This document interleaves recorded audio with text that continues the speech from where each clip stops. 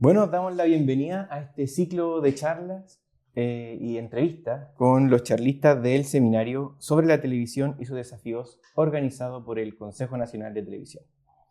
Y abrimos con el destacado animador Juan Carlos Pollo Valdivia. ¿Cómo estás, Juan Carlos? Bien, contento y muy honrado que me hayan, digamos, solicitado venir, porque, claro, y lo dije ahí, la televisión casi tiene 70 años y yo he participado de ella 35, o sea, soy parte de la mitad de su historia. Sí, bueno, y en ese mismo contexto, en tu presentación, nos hiciste un viaje por los últimos 35 años de la televisión, pero también de tu carrera. En resumen, ¿qué ha cambiado en estos años en la TV y desde luego en la sociedad chilena? Muchísimo, desde el lenguaje, que era mucho más formal, hasta a un lenguaje mucho más coloquial. Uno lo puede ver hasta en las teleseries, que también fueron modificando hasta su forma de mostrar la sociedad, incorporando elementos que antes eran caricaturas, ahora eran objeto de burla, los gays, y hoy día integrados como parte de un contenido más como tiene que ser, ¿no? Como es natural, más normal. Pero era todo, yo creo que la televisión siempre trata de reflejar los cambios sociales y los cambios que experimenta nuestra sociedad. A veces llega más tarde. Yo creo que antes la televisión era la que trataba de imponer un estilo que la gente tuviera como para imitar, un ejemplo de imitar. Y eso se ha ido acomodando con el tiempo. Y creo que también, como te digo, las velocidades, la forma de presentar algo también se ha ido apurando. Todo tiene otro ritmo.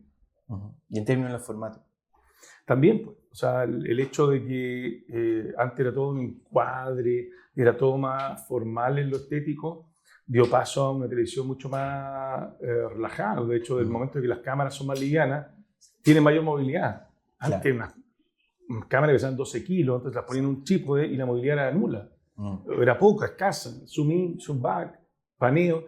Hoy día nada, te sigo con la cámara y hay menos purismo, hay menos en el sentido de exigencia de que sea formalmente que cumpla con cierta calidad, ¿no? Hoy día importa mucho más o el mensaje o lo que está pasando por sobre que esté bien mostrado. Exacto.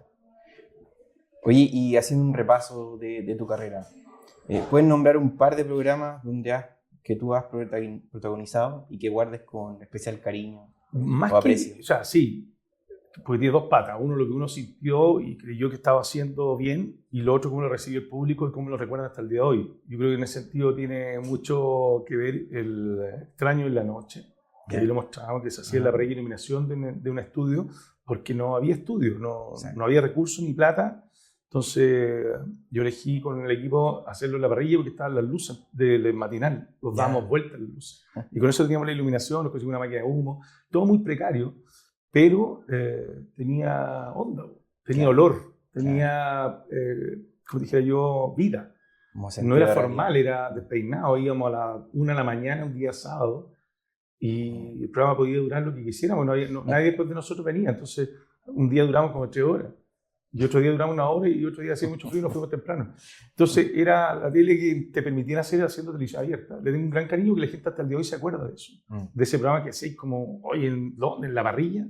Y creo que fue un hito en términos de decir que se puede hacer algo sin tener la formalidad del estudio o de la escenografía y todo eso, por ese lado. Y creo que el otro fue, a mí me dio muchas satisfacciones, tanto el sábado por la noche. Los programas de conversación me atraen mucho, siempre me gustó. Y después, claro, el Algo Personal, que es un programa de entrevistas que entrevistaba a más de 1.300 personas. Cuando ya lo empezamos a repetir, que echamos que era el momento de terminar, pero ya no teníamos más personas. Pero claro, entrevistamos a 1.300 personas y ahí en el video se ve al actual presidente de la República, a los candidatos de su época. Claro. Sí. Bueno, y Juan Carlos, eres de los pocos que siguen televisión creando y experimentando con nuevos programas y formatos. ¿Cuál crees tú que es el factor principal que te ha permitido innovar en televisión y mantenerte vigente para las audiencias? Yo creo que, mira, va a sonar raro, puede sonar hasta medio pedante, pero es la realidad. Es cuando yo caché que había que tener, es como ser dueño del taxi. Yo empecé a invertir en cámara. Me compré mi cámara, hice un programa de viajes con mi cámara. Me compré un computador para editar digitalmente cuando hicimos la transición de la cinta a lo digital. Entonces me tocó esa transición y tú cachai que eso hizo que las cosas fueran más fáciles, menos caras y se masificara. Entonces ahí empecé a tomar el gusto de ser productora. Hace unos 20 años atrás me convertí, poco más, 25 años me convertí en productora. Entonces empecé a ser proveedor de contenido a los canales, lo que me dio una cierta independencia y poder hacer las cosas como a mí me gustaban. Igual confrontándolo con los ejecutivos del momento que te decían, no, eso no, pero ya tenía una libertad distinta que ser un mero presentador que con una tarjeta o un sonoprompter que te sopa lo que tenés que decir, me dio mayor libertad creativa y me dio mayor libertad y movimiento para poder trabajar con los equipos que yo quería, no los que te puede imponer un canal. Entonces, esa suerte, entre comillas, de rebeldía de ser una productora, creo que fue súper importante y que eso también determinó que uno pudiera hacer una televisión incluso de menor costo que el que manejaban los canales grandes.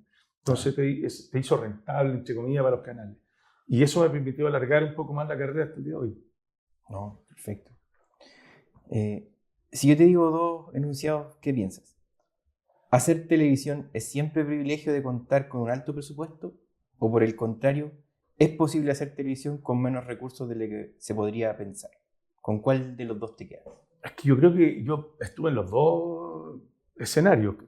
Creo que a veces hay programas que han tenido un gran presupuesto y han sido un estrepitoso fracaso por la misma razón, porque son tan caros que rentabilizarlo, recuperar la inversión se hace muy difícil. Entonces, si no son un éxito contundente, el fracaso está ahí. Y al revés, otros programas que tenían dos chauches, que tenían escaso presupuesto, que impactaron, provocaron un recordatorio, una memoria, lo hace más rentable, porque costaban poco, pero creativamente eran mucho más novedosos e instalaron algo que se agradeció. Entonces, yo creo que a mí en lo personal, cuando tenía mucho presupuesto, corrí el riesgo de que la exigencia sea mayor. No le tengo miedo a eso, pero en el fondo te va a impedir realmente tener la libertad que con un menor presupuesto podéis proponer algo distinto, ser más creativo y novedoso. Claro, sin duda. ¿Y cuál es tu relación como miembro de la industria televisiva con las nuevas audiencias y las nuevas plataformas? ¿Piensas que las nuevas plataformas son una amenaza o una oportunidad? Interesante, fíjate que eso me faltó quizá plantearlo en las charlas, creo que finalmente se van a complementar. Yo me acuerdo que en algún minuto todo el mundo veía, antes YouTube como una especie de competencia, ¿no? Y ahora se dieron cuenta de que puede ser un aliado, en el sentido de que tú también en la televisión lo lleváis para allá y después, oye, ¿por qué no hacemos un videito corto para TikTok? ¿Y por qué no lo promocionamos en Instagram? ¿Y por qué no además hacemos...? Entonces, hoy día se sentía todo como que eran cosas separadas. Y hoy día la verdadera multimedia utilizar todas las plataformas existentes para que una sea el proveedor principal, pero se pueda nutrir para sobrevivir de las otras formas donde la gente está viendo tele, de las otras, digamos, plataformas. Y eso ha costado aprenderlo, porque al principio era el enemigo, ¿no? El gallo que viene a sacar a mí del camino, cuando finalmente entendimos que era un complemento y que más que atacarlo había que sumarlo, o tú sumarte a esas plataformas. Creo que eso es el mayor desafío del último tiempo. Y en ese mismo sentido, pero ya hablando más del público, ¿crees tú que existe un quiebre generacional en cuanto a las audiencias de la TV chilena? Y de existir, ¿es este uno de los principales desafíos del presente y futuro de la TV? Yo creo que sí. Yo no sé si se va a poder traer gente joven nuevamente a ver televisión, porque la ven de un modo distinto y porque además, en general, la televisión es cómoda. ¿Quién está viendo tele? Los mayores de 50, señoras que están en su casa. Entonces se pone una televisión geriátrica, que es súper legítimo, porque va a ir en el fondo a satisfacer a los que están viendo tele. Pero atraer a los nuevos públicos, que no te van a venir a ver, aunque le pongáis un referente, porque lo ven directamente y sin intermediario, con audífonos frente a tu computador. Yo creo que cambió la manera de ver. Entonces, porque además a este cabrón le queda cómodo ese lenguaje. ¿Cachai? Breve, mensaje corto, los youtubers, los tiktokeros. Entonces, ¿a quién ir a la tele? Yo lo conté ahí. Yo testé a una chiquilla, le dije, oye, buena. Y por plata ni siquiera le estimula. Y por fama tampoco, porque ya tiene 1 millón de seguidores en sus redes. O sea, a ella la siguen más que el programa más visto de la televisión. Tiene más adeptos, seguidores y fanáticos que el canal más visto, o el programa más visto. Entonces, ¿para qué quiero tele? Ya. Me la salté. Entonces, yo creo que probablemente esa es una batalla perdida.